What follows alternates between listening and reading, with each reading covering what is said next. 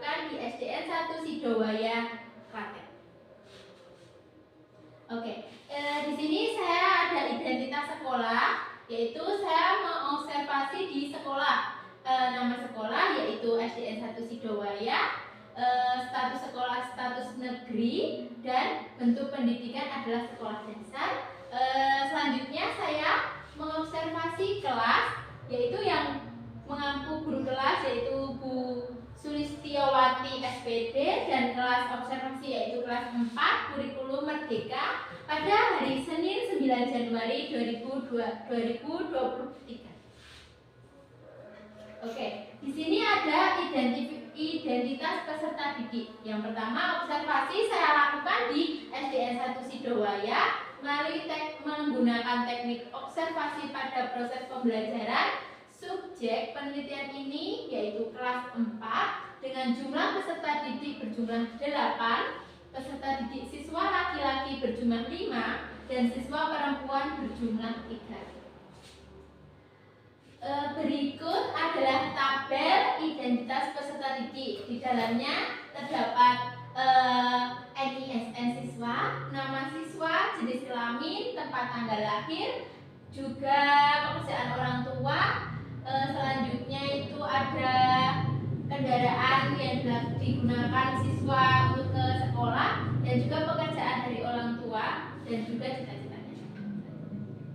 Oke, aspek-aspek yang saya amati dari observasi ini, yang pertama ada perkembangan fisiologis.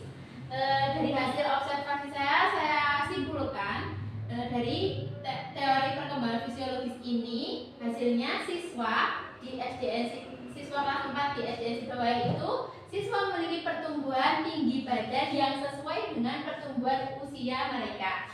Siswa juga memiliki berat badan yang baik sesuai dengan pertumbuhan usia yang dimiliki oleh siswa kelas 4. Selanjutnya ada aspek perkembangan kognitif. Perkembangan kognitif, Piaget, dan kemampuan awal. Hasil observasinya di SDN 1 Sidowaya kelas 4 itu, siswa memiliki kemampuan mengingat materi yang cukup dan sesuai dengan rata-rata. Siswa juga mampu mengingat materi dengan pengetahuannya. Siswa ini juga mampu memecahkan masalah yang dihadapi. Hanya beberapa siswa dan hanya satu siswa yang memiliki kemampuan sedikit kurang untuk mengingat materi yang telah disampaikan oleh guru saat pembelajaran. Selanjutnya, di sini ada perkembangan sosial emosional. Dari ke-8 siswa di kelas 4, hasil observasinya, siswa memiliki kepercayaan diri yang cukup baik, dan siswa tidak mudah putus asa dalam menghadapi masalah. Siswa juga mampu berdiskusi bersama teman-temannya. Hanya satu anak yang memiliki sedikit kepercayaan yang kurang, sehingga di dalam kelas satu siswa itu jika tidak tahu diam saja. Selanjutnya, di sini ada perkembangan bahasa. Perkembangan bahasa di dalam kelas 4 di SDN Sidowaya itu, siswa mampu menyampaikan pendapat dengan baik. Rata-rata siswa mampu berkomunikasi dengan baik, dan juga siswa mampu memahami bahasa yang terdapat dalam bacaan yang disajikan, dan siswa juga sudah mampu menulis hasil diskusi mereka. Selanjutnya, di sini ada perkembangan moral. Dalam perkembangan moral, rata-rata di perkembangan moral di SDN Sidowaya itu kelas 4, rata-rata siswa sudah melaksanakan berdoa sebelum pembelajaran dengan tertib dan baik. Siswa juga selalu bersikap sopan dan juga menjaga ketakramaan kepada guru ataupun orang lain yang dijumpai. Selanjutnya, di sini ada motivasi belajar. Motivasi belajar yang dimiliki kelas 4, rata-rata ini siswa memiliki antusias dalam mengikuti pembelajaran dengan baik. Siswa juga aktif terlibat dalam pembelajaran, dan rata-rata siswa hadir tepat waktu. Selanjutnya, gaya belajar. Gaya belajar yang digunakan di kelas saat pembelajaran, siswa telah mampu menggunakan gaya belajar visual. Ya, siswa juga sudah mampu menggunakan gaya belajar audiovisual dan siswa pun juga sudah mampu menggunakan gaya belajar kinestetik. Selanjutnya, minat belajar. Minat belajar yang dimiliki oleh siswa kelas 4 ini rata-rata perasaan yang terlibat muncul saat siswa melakukan pembelajaran sudah ada, yaitu perasaan yang senang. Dilihat dari saat kegiatan pembelajaran itu siswa sudah antusias dan mengikuti pembelajaran dengan baik.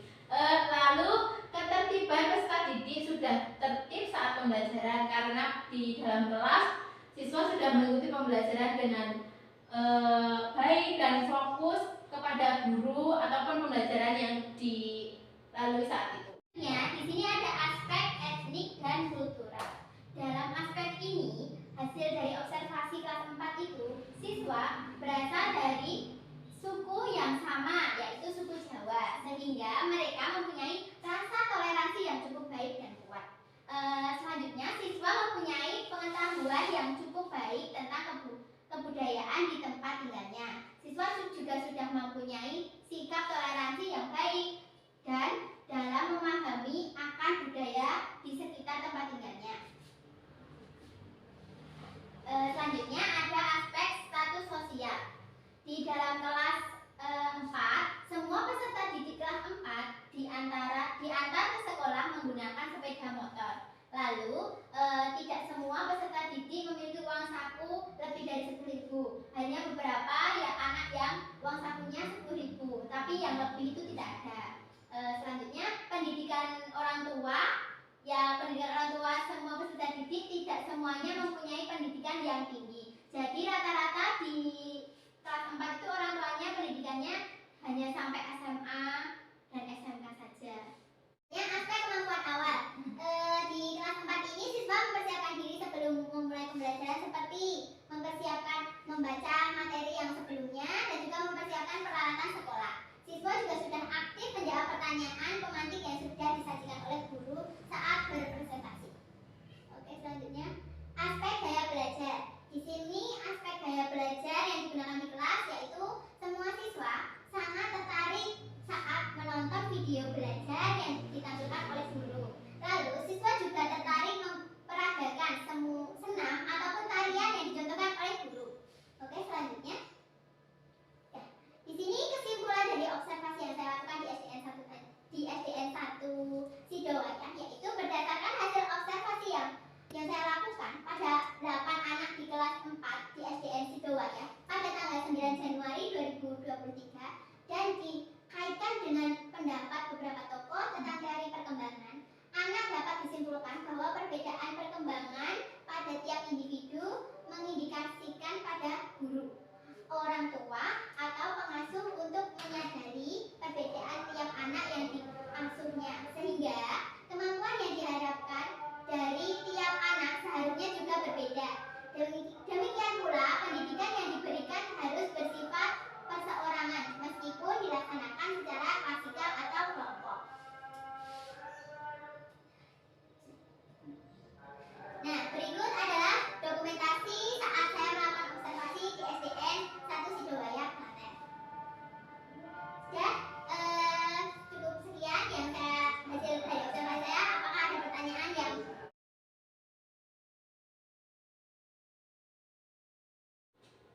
baik, cukup sekian hasil presentasi saya. Jika ada yang ingin ditanyakan, saya persilahkan untuk teman-teman.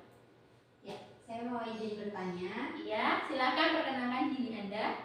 Nama saya Elsa Tias Utami. Saya mau bertanya kepada Mbak Danita di sini. Berdasarkan kegiatan observasi yang sudah Anda lakukan, apa kesulitan dari siswa yang menurut Anda sesuai berdasarkan dari aspek-aspek yang telah Anda observasi? Saya ulangi ya, berdasarkan kegiatan observasi yang Anda lakukan, apa kesulitan yang dimiliki siswa berdasarkan aspek-aspek yang telah kamu observasi? Terima kasih pertanyaannya dari Mbak Elsa. Izin menjawab ya teman-teman. Jadi di antara 8 siswa yang telah saya observasi itu ada 1 anak yang mengalami kesulitan di aspek kognitif, yaitu anak itu sulit untuk memahami materi yang sudah diberikan oleh guru. Siswa juga sulit untuk menerima apa yang disampaikan guru, juga memahami buku bacaan yang telah disajikan. Jadi siswa itu cuma diem saja, dan itu berpengaruh dengan aspek sosial dan emosional. Karena anak itu sangat pendiam, pemalu, sehingga dia itu tidak mau bertanya jika dia tidak tahu. Sehingga anak itu stuck di situ, tidak mau berkembang. Dan usaha yang dilakukan guru saat saya berobservasi di sana itu hanya seringkali menegur, memberi perhatian, kayak mengingatkan, dikerjakan begitu. Untuk tindak lanjut seperti memperhatikan lebih lanjut itu belum ada. Jadi kendalanya itu anak itu sulit menerima apa yang telah diberikan oleh